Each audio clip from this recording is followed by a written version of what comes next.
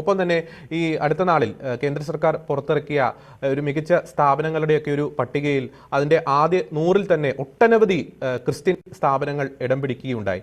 അപ്പോൾ ചില കൂട്ടരുടെ ചില അധാർമികമായിട്ടുള്ള ചില അജണ്ടകൾ, അരാജകത്വങ്ങൾ, ചില രാഷ്ട്രീയ പ്രവർത്തനങ്ങൾ ഇത്തരം സ്ഥാപനങ്ങളിൽ നടപ്പാക്കാൻ സാധിക്കാത്തതിൻ്റെ ഒരു ഇച്ഛാഭംഗമല്ലേ ഈ ക്രൈസ്തവ സ്ഥാപനങ്ങൾക്ക് നേരെ ഇക്കൂട്ടർ നടത്തുന്ന ചില സമര കോലാഹലങ്ങൾ? ഡോക്ടർ ചാക്കോ കാളാമറുകൻ.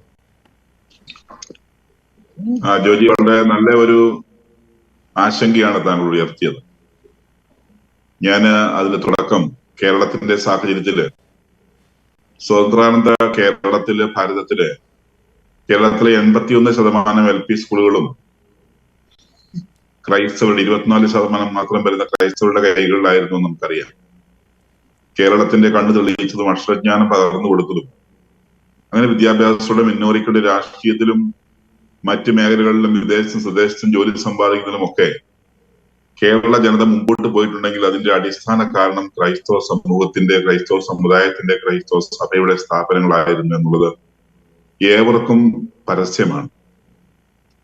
എന്നാല് അതിന്റെ കാരണം വിദ്യാഭ്യാസവും അച്ചടക്കവും തുല്യതയും സാമൂഹിക പ്രതിബദ്ധതയും ഉയർത്തിപ്പിടിക്കുന്ന ക്രിസ്ത്യൻ സ്ഥാപനങ്ങളുടെ പ്രശസ്തി കണ്ടമാനം ഉയർന്നു നിന്നിരുന്നു. 1990 വരെ ഈ സ്ഥാപനങ്ങളിലെ ഏകദേശം 50%, 46% ഉന്നത വിദ്യാഭ്യാസ സ്ഥാപനങ്ങളടക്കം സഭയുടെ നിയന്ത്രണത്തിലോ സഭയുടെ നേരിട്ടുള്ള നിയന്ത്രണത്തിലോ അല്ലെങ്കിൽ സമുദായത്തിന്റെ നേതൃത്വത്തിലുള്ളതായിരുന്നു. അന്ന് കേവലം 24% ഹയർ എഡ്യൂക്കേഷൻ വിദ്യാഭ്യാസ സ്ഥാപനങ്ങളാണ് മുസ്ലിം സമുദായത്തിൻ്റെതായിട്ടുണ്ടായത്. ഏതാണ്ട് 25-26% ഹൈന്ദവ സമുദായത്തിന്റെ. എന്നാൽ 1990-കൾക്ക് ശേഷം ഒരു സമൂല മാറ്റമുണ്ടായി. അവിടെ സ്വാശ്രയ കോളേജുകൾ അടക്കമുള്ള സ്ഥാപനങ്ങളുടെ ആവിർഭാവത്തോടെ വിദ്യാഭ്യാസ സ്ഥാപനങ്ങളെ ബിസിനസ് സാമ്രാജ്യങ്ങളാക്കി മാറ്റി സംഘടിത രാഷ്ട്രീയ ശക്തിയും സ്വാധീനവും ഉപയോഗിച്ച്, പണത്തിന്റെയും അധികാരത്തിന്റെയും സ്വാധീനം ഉപയോഗിച്ച് പ്രത്യേകിച്ച് ഒരു സമുദായം കൂടുപോലെ നിലവാരം കുറഞ്ഞ ഒരുപാട് സ്ഥാപനങ്ങൾ ഉണ്ടാക്കിയെടുത്തു. അങ്ങനെ 46% ഉന്നത വിദ്യാഭ്യാസ സ്ഥാപനങ്ങൾ ഉണ്ടായിരുന്ന ക്രൈസ്തവ സമുദായത്തിന്റെ സ്ഥാപനങ്ങളുടെ എണ്ണം 26-ലേക്കും ഈ പറയുന്ന സമുദായത്തിന്റെ സ്ഥാപനങ്ങളുടെ എണ്ണം 24-ൽ നിന്ന് 46-ലേക്കും ഉയർന്നു. എന്നാൽ പോലും ദേശീയ അന്തർദേശീയ നിലവാരമുള്ള സ്ഥാപനങ്ങളായ ക്രിസ്ത്യൻ സ്ഥാപനങ്ങളിൽ പലതും നിലകൊണ്ടു. അതിനോട് കിടപിടിക്കുവാൻ കഴിയാതെ ഇത്തരം സ്ഥാപനങ്ങൾ, ഇത്തരം സംഘടിത രാഷ്ട്രീയ ശക്തിയും സ്വാധീനം ഉപയോഗിച്ച് കൂടുപോലെ ഉയർന്നു വന്ന സ്ഥാപനങ്ങൾ പിന്നോട്ട് പോയി. കാണിക്കേണ്ടത് അങ്ങനെ തങ്ങളുടെ സ്ഥാപനങ്ങൾക്ക് മുമ്പിൽ എത്താൻ തക്കവണ്ണം അഡ്മിഷൻ മറ്റു കാര്യങ്ങളും ശരിയാക്കേണ്ടത് എന്നുള്ളത് അവരെ സംബന്ധിച്ചുള്ള ആശങ്ക. ഒരു ഭാഗമായിട്ട് ഈ സ്ഥാപനങ്ങളെ എന്തെങ്കിലും നിസ്സാര കാരണങ്ങൾ ഉണ്ടെങ്കിൽ പോലും താറടിച്ച് കരുതിച്ച് കാണിച്ചുകൊണ്ടുള്ള സംഘടിത ശ്രമം ഇത്തരം ചില വിധ്വംസക ശക്തികളുടെ ഭാഗത്തു നിന്നുണ്ടായിട്ടുണ്ട്. രാഷ്ട്രീയ പാർട്ടികൾക്ക് അവരുടെ മേച്ചിൽ സ്ഥലങ്ങളായി ഇഷ്ടം പോലെ പെരുമാറാൻ കഴിയാതെ പോയ ഇത്തരം സ്ഥാപനങ്ങളെ എങ്ങനെ കടന്നാക്രമിക്കുമെന്ന് അവർ നോക്കിയിരുന്ന സാഹചര്യങ്ങളിൽ എപ്പോഴെങ്കിലും ഒരു ചെറിയ പ്രശ്നമുണ്ടായാൽ ഈ വിധ്വംസക ശക്തികള്, മതവിദ്വേഷികള്, അല്ലെങ്കിൽ ഈ മതവർഗീയവാദികള്, ഒരു വിധത്തിൽ പറഞ്ഞാൽ മത ഭീകരവാദികള്, അവരും രാഷ്ട്രീയക്കാരും ഒത്തുചേർന്ന് ഇത്തരം സ്ഥാപനങ്ങളെ ആക്രമിക്കുന്നതിൽ ഉത്സുകത കാണിച്ചുകൊണ്ടിരിക്കുകയാണ്.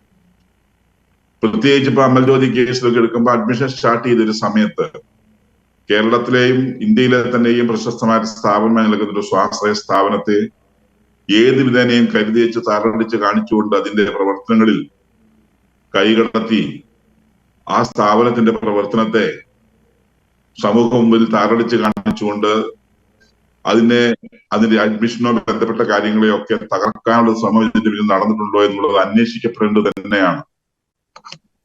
അതുകൊണ്ട് തന്നെ ഈ സഭാ സമുദായം, ഈ സഭാ സമൂഹം, ഈ സഭയുടെ സ്ഥാപനങ്ങള് കേരളത്തിൽ നിന്ന് ചാതുർവർണ്ണ്യം തുടച്ചു മാറ്റാൻ കാരണമായി. ആ ചാതുർവർണ്ണ്യം ഇന്ന് മറ്റൊരു വിധത്തിൽ ഈ സമൂഹത്തിൽ, ഈ സമുദായത്തിൽ, ഈ കേരള നാട്ടിൽ വീണ്ടും ഇതാ ഉയർത്തെഴുന്നേൽക്കുന്നു. അതാണ് ഞാൻ കാണുന്നത്. വർഗീയതയുടെയും അധികാരത്തിന്റെയും സമ്പത്തിന്റെയും കച്ചവട മനോഭാവത്തിന്റെയും സംഘടിത നിഗൂഢ രാഷ്ട്രീയ ശക്തികളുടെയും ഒക്കെ ഒരു ചാതുർവർണ്ണ്യം ഈ കേരളത്തിൽ തുടർന്നു വരുന്നു എന്നുള്ളത് ഇന്ന് ഒരു വിധത്തിൽ നിന്ന് മറയപ്പെട്ട ചാതുർവർണ്ണ്യം മറ്റൊരു മുഖവുമായി ഇവിടെ ഉയർത്തെഴുന്നേൽക്കുന്നത് കാണുന്നതാണ് ഇതൊക്കെ.